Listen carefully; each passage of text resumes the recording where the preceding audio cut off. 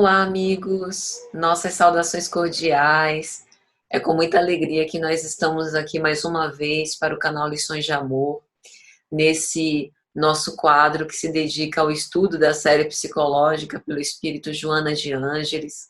Nós estamos estudando a obra O Homem Integral e hoje nos dedicaremos ao capítulo de número 25, Ter e Ser. Nas edições mais novas, ele faz parte de um bloco intitulado Maturidade Psicológica. Então, fiquem super à vontade, sejam bem-vindos. Nós iniciamos esse estudo no dia 3 de janeiro, sempre dizemos que porventura pode ser a primeira vez que alguém assiste esse vídeo, que não é o nosso propósito fazer aqui um curso teórico ou de formação sobre psicologia ou psicanálise ou psicoterapia de grupo. Dizemos também que o link da obra se encontra na descrição desse vídeo para quem porventura queira acompanhar e também disponível à venda na Editora Leal, ligada à Mansão do Caminho.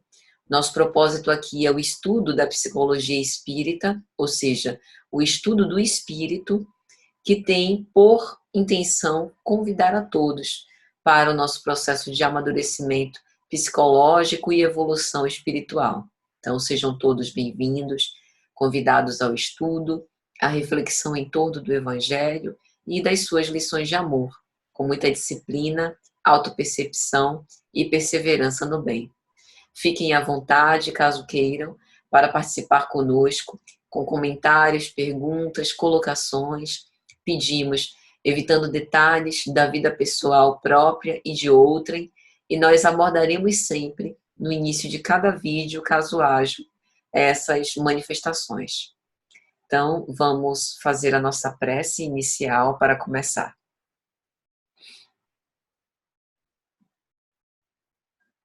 Senhor Jesus, nós te agradecemos por mais uma oportunidade de estarmos aqui reunidos para reflexionar sobre os vossos conhecimentos e ensinamentos, que nós possamos entender essas questões tão profundas que Joana de Ângeles nos propõe, partindo sempre para uma simplificação, sem perder a essência, a fim de que seja uma mensagem útil e acessível a todos.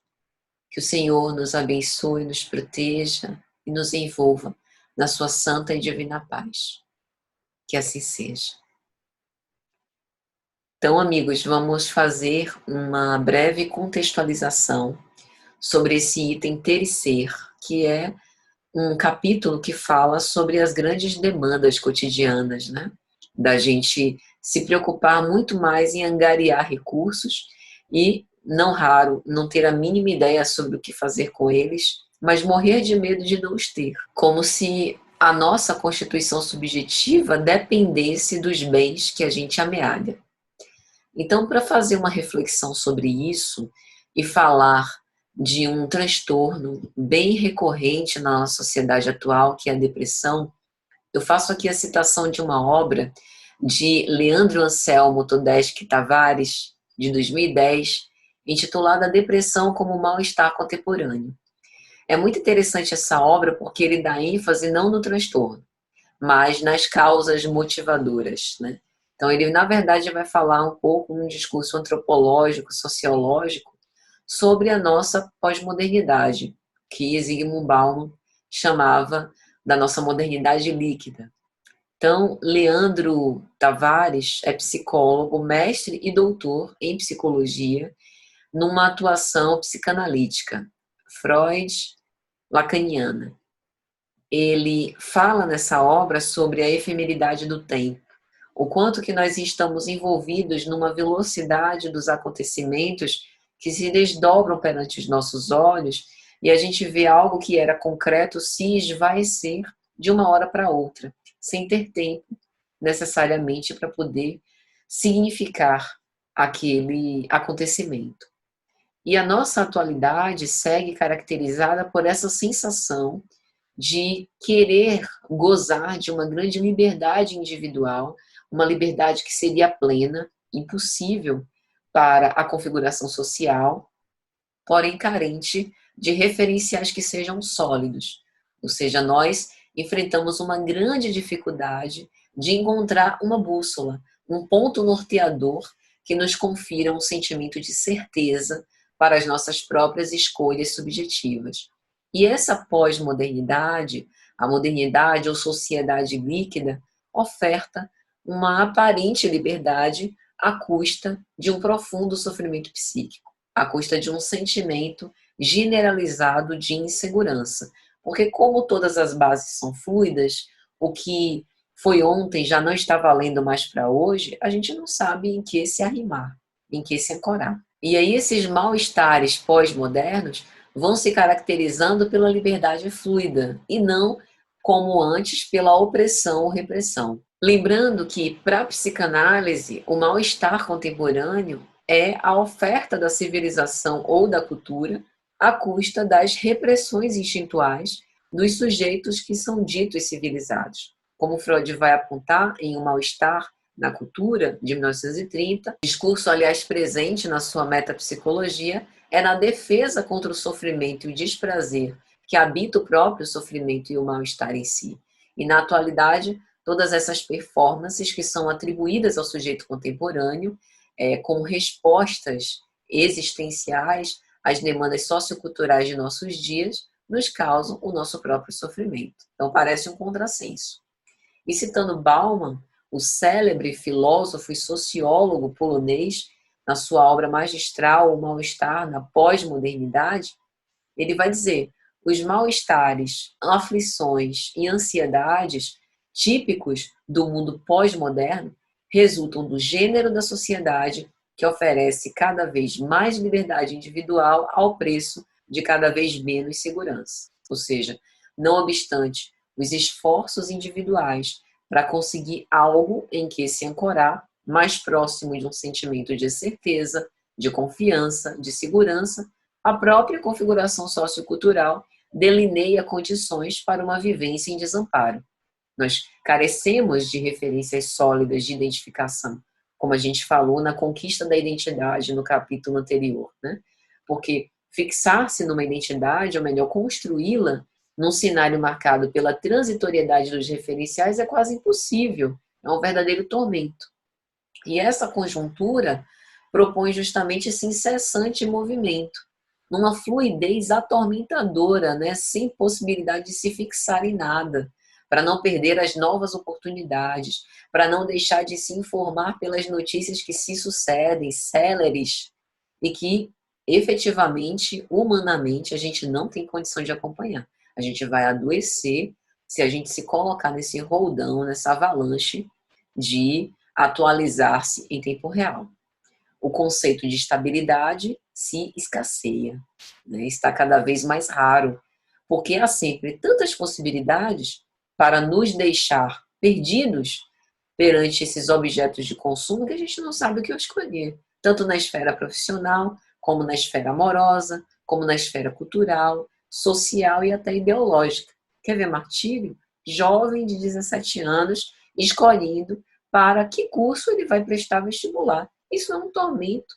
Tem tantas opções, né? Quão perverso é essa ditadura de precisar escolher com 17 anos o que eu quero para a minha vida toda. Mas hoje, essa geração não pensa mais, né, de fazer uma coisa só a vida toda, e sim passear por fases, retrato também dessa fluidez. E a instantaneidade visa promover essa gratificação do curtir o agora, evitando as consequências do porvir. No mesmo momento em que a gente conquista uma coisa, logo a gente perde, ou estamos suscetíveis a perdê-la, de modo que as conquistas se tornam efêmeras e deixam um vazio imenso e um sentimento de grande incerteza quase permanente que nos habita. Então, escolher acaba se tornando um grande fardo, porque há tantas alternativas e possibilidades e a carente imaturidade psicológica que reflete esse profundo desconhecimento de si mesmo. Porque se eu me conhecesse, eu saberia escolher o melhor para mim. A grande questão está aí. Eu não me reconheço. Aí eu faço da dúvida o meu principal tormento. E muitas vezes isso nos deixa paralisados, inermes, né? Como se a gente fosse impotente em relação à nossa própria vida. E ao lado disso, O discurso social, midiático, vem de uma imagem de que toda maleabilidade é possível, ou seja, o mundo segue indeterminado, como um fluido que não tem conformações, contornos. Tudo pode acontecer a qualquer momento e o tempo todo. Então, isso dá uma grande sensação de insegurança, porque a gente vive o tempo inteiro no limite desse desespero afetivo frente à possibilidade de abandono, de rejeição, de o que está agora pode não estar amanhã. E esse tipo de maleabilidade, que é uma maleabilidade excessivamente negativa, torna fluida a constituição subjetiva, afastada do nosso referencial interno, né? E pautada para a eterna desconstrução do lado de fora. Essa maleabilidade é bem diferente da maleabilidade positiva, que significa flexibilidade, capacidade de sempre aprender, de crescer com as experiências, crescer com os vínculos, tomando a posse da própria vida com coragem, aceitação e capacidade de utilizar os recursos internos, os recursos psíquicos, para construir a própria existência. Citando mais uma vez Bauman, ele diz que a instantaneidade, ou seja, a anulação da resistência do espaço e liquefação da materialidade dos objetos, faz com que cada momento pareça ter capacidade infinita. E a capacidade infinita significa que não há limites ao que pode ser extraído de qualquer momento, por mais breve e fugaz que ele seja. É aquela coisa da intensidade até o último gole. A satisfação de viver as experiências de uma forma louca, a cada momento, no estado presente, que vem sendo substituída pelas quantidades de conquistas acumuladas, seguidas das suas sucessivas perdas. Não dá para viver assim. O ser humano chega num estágio de esgotamento, porque ele coleciona uma quantidade muito grande de vitórias relâmpago, sem tempo suficiente para simbolizar as próprias conquistas.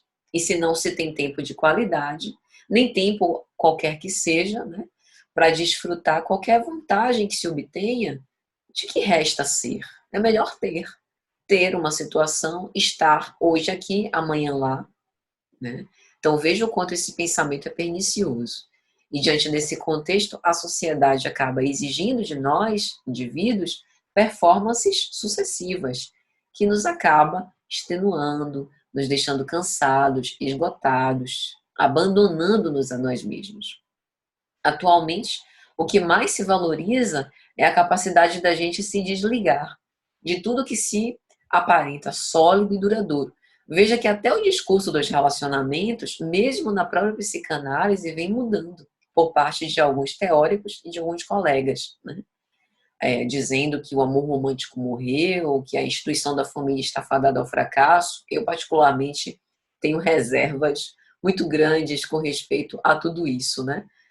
Sou uma resistente a essa sociedade fluida, porque com isso a gente também perde o nosso passado histórico, a referência dos nossos tempos, né? Se perdem na fluidez das horas. Isso não significa, eu não me considero inflexível ou refratária, né? Por exemplo, pensar novos modos de se relacionar. Estou aberta a pensar sobre isso, mas não quero abrir mão daquilo que, para mim, funciona como segurança. Veja que hoje nenhuma obra de arte é mais capaz de se eternizar. Nenhuma música permanece por muito tempo significativa, como vai dizer Leandro Tavares. Tudo pode ser copiado, modificado, customizado e mutilado, né? Perdido da sua identidade.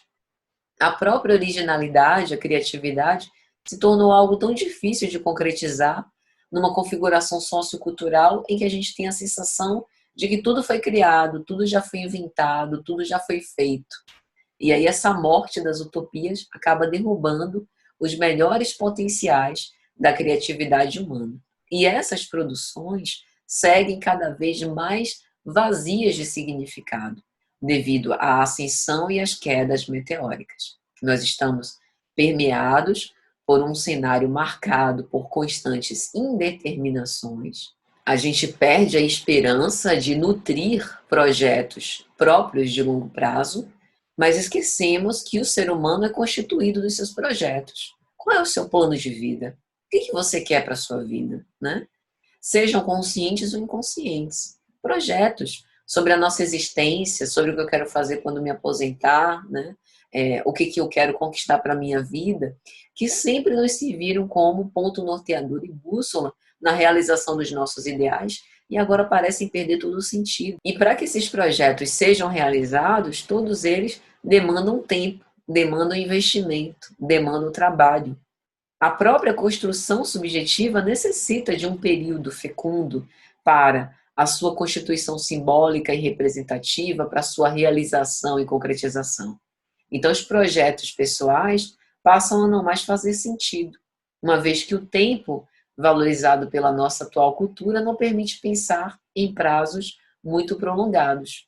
O tempo que se dispõe não permite realizações profundas, próximas ao ser. Então, é muito mais fácil apelar para o ter. Leva-se muito tempo para amadurecer as realizações, a ponto delas se tornarem significativas e valorosas em seu sentido subjetivo, simbólico para o indivíduo. Bauman vai dizer que no mundo em que coisas deliberadamente instáveis são a matéria-prima das identidades, que são necessariamente instáveis, como a gente viu no nosso capítulo anterior, é preciso estar constantemente em alerta. Mas, acima de tudo, é preciso manter a própria flexibilidade e velocidade de reajuste em relação aos padrões cambiantes do mundo lá fora. Ou seja, essa maleabilidade negativa não cria as condições para que se solidifiquem e eternizem projetos e modos de ser no mundo, que passam a estar de forma efêmera e possuírem caráter transitório. Se antes nós buscávamos nos firmar com uma identidade que nos caracterizasse singularmente, de modo a alcançar um reconhecimento único, hoje em dia essa cristalização da identidade, digamos assim, se tornou praticamente impossível e até indesejada, porque em meio aos múltiplos e confusos referenciais que não garantem reconhecimento vitalício, nos sentimos perdidos, exibicionistas e esvaziados de nós mesmos. O indivíduo deve, então, estar sempre a postos, continuamente preparado para lutar a contínua guerra de se manter no topo das paradas de sucesso, sem poder se apegar demasiadamente ao passado, sem lugar para saudosismos de um presente que é rapidamente ultrapassado e também de um passado que se esvai facilmente. Então, nós não nos estendemos em atividades dignificantes, nós fugimos da convivência com as pessoas, nós nos evadimos daquilo que seja mais duradouro, né, das experiências que poderiam nos manter mais leves diante do peso dos acontecimentos diários, para que, enfim, pudéssemos superar esse império dos referenciais descartáveis. Bauman também vai dizer que recusar-se a fixar-se de uma forma ou de outra é uma atitude que nós quase sempre tomamos. Não se prender a nenhum lugar, por mais agradável que a escala presente possa parecer. Não se ligar a uma vida, a uma vocação apenas. Não jurar coerência e lealdade a nada nem a ninguém. Proibir o passado de se relacionar ao presente. Ou seja, essa estabilidade produzida em virtude da noção de tempo efêmero, de tempo fugaz, somado à diminuição do espaço no mundo virtual sem fronteiras, e que, portanto, deixa para a gente o infinito, né, à nossa disposição, torna o sujeito contemporâneo traumatizado e num estado permanente de hipervigilância, como se tivesse que estar sempre a postos, porque tudo pode acontecer. Então, frente a essa conjuntura, torna-se impossível dar significados às experiências vividas e ir simbolizando os conteúdos emocionais individuais. Em outras palavras, o tempo da contemporaneidade não favorece a subjetivação das experiências, mas, pelo contrário, contribui para a dessubjetivação, a desumanidade, produzindo sujeitos vazios de si, de significados, de referenciais de identificação. E o momento seguinte a essas conquistas relâmpago é o sentimento do vazio e incompletude eterna, mesclado de uma grande diferença e de um mal-estar que se concretiza na própria dinâmica atual social. É interessante a gente pensar que a depressão, enquanto esse sofrimento psíquico prolongado de consequências aterradoras, por exemplo, segundo a definição de Maria Rita Kell, é a posição daquele que desiste de si. É a consequência que muitas vezes a gente atinge. Segundo Allen Heisenberg, é a patologia da capacidade insuficiente de ação e iniciativa. Mas não é que a gente não tenha recursos, não é que a gente não acredite em nós mesmos, não é que a gente não queira lutar, não é que a gente se ache autossuficiente, esteja inventando moda ou querendo aparecer. O mal-estar nos venceu, mas nós podemos reverter esse quadro, ter menos e ser mais em profundidade. É isso que nós vamos aprender hoje com Joana de Ângeles. E fazendo uma nova referência, a referência agora ao Evangelho de Jesus, temos o texto do Sermão da Montanha, Mateus, capítulo 6, versículos 31 a 34, em que Jesus vai nos dizer: Não andeis, pois, inquietos, dizendo: que comeremos? Ou que beberemos? Com que nos vestiremos? Porque todas essas coisas os gentios procuram. De certo, vosso Pai Celestial bem sabe que necessitais de todas essas coisas. Mas buscai primeiro o reino de Deus, a sua justiça, e todas essas coisas vos serão acrescentadas. Não vos inquieteis, pois, pelo dia de amanhã, porque o dia de amanhã cuidará de si mesmo. Basta a cada dia o seu mal. Buscar o reino de Deus acima de todas as coisas, com toda a sua justiça, e tudo mais nos será acrescentado. Será que a gente já pratica esses ensinamentos? Será que a gente realmente alteia o nosso olhar para além das coisas da matéria, buscando as coisas de Deus? Então, agora a gente vai fazer a reflexão de acordo com o que Joana nos traz nesse capítulo sobre ter e ser. Joana de Ângeles vai nos dizer o quanto o domínio da posse é utilizado como uma falsa forma de segurança. E a gente acaba desenvolvendo um sentimento falseado de felicidade por ter como base os nossos haveres acumulados. E atribuindo a tranquilidade a uma falta de preocupação com o presente e o futuro. Então, ela vai nos apontar do texto que aguardar uma velhice descansada, sem problemas financeiros, impunha-se como a grande meta a conquistar. É interessante a gente analisar esse raciocínio hoje, que a gente está passando pela pandemia. Com certeza, todos nós, lá por volta de março de 2020, tínhamos os nossos planos e sonhos, né? Provavelmente a gente planejava viajar, rever os nossos parentes queridos, fazer uma obra em casa, né? Quem sabe começar um negócio novo, fazer aí uma mudança radical de vida, começar um novo projeto, até uma nova faculdade, nos casar. E o que a gente percebeu com a pandemia? Houve um grande freio em tudo que a gente estava planejado, né? Essa pandemia, ou seja, esse flagelo destruidor que nos acometeu em caráter global, acabou nos fazendo inverter as nossas prioridades, mudou a forma como a gente se comunica, como a gente trabalha, a forma como a gente estuda, como a gente se relaciona. A gente passou a dar valor a coisas simples, como acordar vivo, como respirar, como fazer refeições. Os contrastes sociais ficaram ainda mais alarmantes e a caridade nunca foi tão necessária. O sentimento de fraternidade, de solidariedade ao próximo. Alguns se desesperaram pela necessidade de conviver mais consigo em solidão.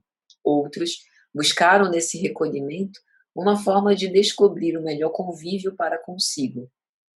E aqueles que, porventura, colocávamos a nossa maior fortaleza nos bens materiais, percebemos quão infrutífero isso é. Porque Por mais que nessa pandemia nós tenhamos dinheiro para pagar um quarto particular num bom hospital para cuidar da nossa saúde, por mais que a gente tenha dinheiro para pagar cilindros de oxigênio ou até equipamentos que nos ajudem a respirar, isso não necessariamente é garantia de ter salvo a nossa vida, porque o doador da vida é apenas o Pai. Então a gente percebe o quanto a nossa vida é realmente um instante, como ela é realmente dádiva divina, e o quanto que a gente deveria aproveitar essa oportunidade curta, porém suficiente para que a gente tenha as nossas experiências como uma oportunidade de ser mais e ter menos, e usar as posses, aquilo que a gente tem, como um móvel para o nosso próprio processo de aperfeiçoamento, de evolução espiritual. E aí Joana nos conta, né, como a gente às vezes perde o sono, perde a cabeça pelas preocupações com os negócios, pelas ações de compra e venda de coisas, de prestar favores e galgar novas posições, como até as religiões rivalizam com o poder transitório terreno, que diz amar a Deus acima de todas as coisas, mas reverencia os poderosos e os ricos como troca de favores, longe muitas vezes do ideal verdadeiro de buscar primeiro o reino de Deus e tudo mais nos ser acrescentado. Uma pregação muitas vezes falseada da renúncia ao mundo e aos bens terrenos, como se o mal fosse do dinheiro e da riqueza, e não do mau uso que o homem faz desses recursos preciosos que podem, inclusive, nos proporcionar, através do progresso material, o progresso intelectual e também o progresso moral, se a gente souber utilizar esses recursos para o nosso aperfeiçoamento. Templos que se transformam em grandes bazares, em grandes palácios, em museus frios. Na obra Paulo Estevão, a gente tem um retrato disso, né? Quando Estevão é intimado por Saulo de Tarso a depor, a ser interrogado no Sinédrio, Estevão fica embasbacado pela opulência do Sinédrio. As vestimentas dos representantes das sinagogas ornadas com púrpura, ouro, linho, as paredes dotadas de mármore, né, com acabamentos em ouro, enquanto do lado de fora, milhares de famintos, miseráveis, desafortunados de toda sorte, e eles, com todo aquele apogeu da fortuna, tendo plenas condições de ajudar. A solidariedade e amor que passam desconhecidos, que muitas vezes são esses atos de caridade, como aconteceu na primeira igreja cristã primitiva, o primeiro símbolo de benemerência social, que são tão importantes para diminuir um pouco as desigualdades sociais. Joana vai dizer que a felicidade se apresenta possível, desde que se pudesse comprá-la. Um grande engano. O impositivo prioritário do prestígio social, da posse financeira, do poder político, quando nós deveríamos batalhar e trabalhar para uma melhor posição mais humana, mais consciente do nosso papel. E aí ela fala sobre aquela frase que é muito popular no nosso meio, que o dinheiro não traz felicidade, mas ajuda a consegui-la. E ela até vai dizer, essa frase não está de todo incorreta, mas isso acaba disfarçando a ideia de que o dinheiro não é tudo, de que o dinheiro não basta a si mesmo, de que muito mais importante que o dinheiro é o bom ou mau uso que a gente faz dele. É disso daí que vai se definir a nossa felicidade. E mais importante, que não vale a pena a gente perder a vida, perder relações por causa do dinheiro. Senão a gente se deprime e acaba numa condição muito mais depauperante. E o dinheiro não vai resolver isso. O imediatismo sempre substituindo os valores legítimos da vida. E depois da gente ter feito esse preâmbulo, a gente vai se lembrar das palavras de Zygmunt Bauman, quando ele faz uma severa crítica a essa fluidez excessiva, em que a gente se desespera por qualquer coisa. E, mais que as palavras de Zygmunt Bauman, de Jesus, que exorta-nos que nos abandonemos à providência, que não significa omissão ou negligência, né? Mas a confiança, a fé irrestrita no Pai. Muitas vezes, essa subestimação dos códigos éticos e morais é que nos leva ao despenhadeiro, ao desregramento.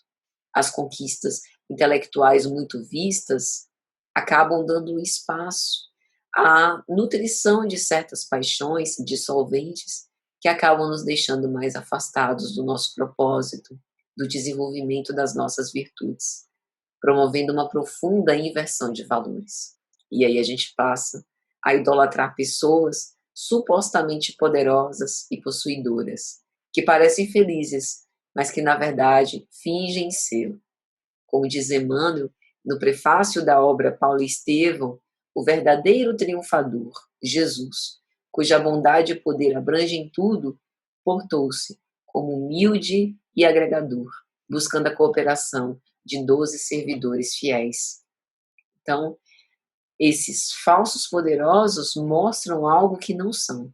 Aquele que foi e sempre será o verdadeiro poderoso se mostra na sua singeleza. Então há uma certa imposição para que o homem tenha, mas todos esses são fatores perturbadores externos. O homem aquece, se quiser. Contrária a essa exortação que o homem tenha, as hostes espirituais sempre nos pedem para que nós sejamos em profundidade e não nos preocupemos demasiadamente com os aspectos mais transitórios da vida material. É lógico que a gente precisa trabalhar a fim de que, pelo suor do nosso rosto, a gente conquiste o pão de cada dia, mas isso não é o mais importante. E aí Joana vai narrar para a gente algumas motivações desse processo. O prolongamento da idade infantil, a imaturidade psicológica, a coisificação ou objetificação de pessoas e a humanização de coisas. Joana vai dizer: os homens, entretanto, não são marionetes de fácil manipulação. Cada indivíduo tem as suas próprias aspirações e metas, não podendo ser movido pelo prazer insano ou com bons propósitos que sejam por outras pessoas. Portanto, nós também somos responsáveis. Na questão 972 do Livro dos Espíritos, Kardec vai perguntar: como procedem os maus espíritos para tentar os outros espíritos, não podendo jogar com as paixões? Ao que os imortais vão responder: as paixões não existem materialmente, mas existem no pensamento dos espíritos atrasados. Os maus dão pasto a esses pensamentos, conduzindo suas vítimas aos lugares onde se lhes ofereça espetáculo daquelas paixões e de tudo que as possa excitar. Então é isso que Joana está dizendo. Nós não somos coitados nem marionetes. Não há arrastamento irresistível para o mal. Na questão 274, a linha A de O Livro dos Espíritos, nós temos isso. Há arrastamento irresistível apenas para o bem. Quando um espírito de maior envergadura moral exerce influência sobre nós, nós nos sentimos imantados. É uma força de atração que nós não conseguimos nos evadir. Mas, para aquilo que seja desvario, não há nenhum modo de nos obrigar a fazer o que quer que seja. É sempre uma escolha. Uma escolha, por vezes, difícil, porque é muito mais fácil a gente repetir um velho padrão secular de nutrir as nossas mais paixões do que romper com elas. Para romper, é necessário reunir bastante coragem moral. E, para isso, o desenvolvimento da caridade, das práticas do bem, vão alargando as nossas resistências. É isso que visa fomentar a nossa maturidade psicológica. Então, um dos entraves são os atavismos infantis, como Joana coloca, um grande empecilho ao amadurecimento psicológico, ao discernimento, à sensação de segurança. Se não tomarmos cuidado, vamos aos poucos nos desumanizando, convertendo homens em semideuses, distantes dessa noção de identidade integral, nutrindo nossos caprichos infantis e irresponsáveis e satisfazendo frustrações. Joana aponta que o amadurecimento psicológico equipa o homem de resistências contra os fatores negativos da existência, as ciladas do relacionamento social, as dificuldades do cotidiano. A vida, ela sempre trabalha para o progresso, não obstante suas ocorrências, delas serem agradáveis ou não. Nós precisamos nos desafiar para mantermos sempre o equilíbrio entre ser e exteriorizar aquilo que nós somos, fugindo da insatisfação, do comodismo, nos realizando interior e exteriormente. E para isso, os nossos conteúdos ético-morais, que subsidiam a autorrealização e a plenitude relativa, né, em razão da transitoriedade da vida física, é o que vai nos guiar. Essa não é uma apologia à miséria, nem desdém à posse, muito pelo contrário, mas uma reflexão sobre o bom uso dos nossos recursos que temos para o progresso moral do ser, para que nós possamos usar as coisas e não nos permitamos ser escravizados por elas. Afinal, os recursos são promotores do progresso e da satisfação, e nós devemos utilizá-los sem necessariamente nos tornarmos servis a eles. Joana é categórica, não é a posse que envilece o homem. Precisamos permitir e nutrir o desabrochar dos valores inatos à nossa essência para perceber isso.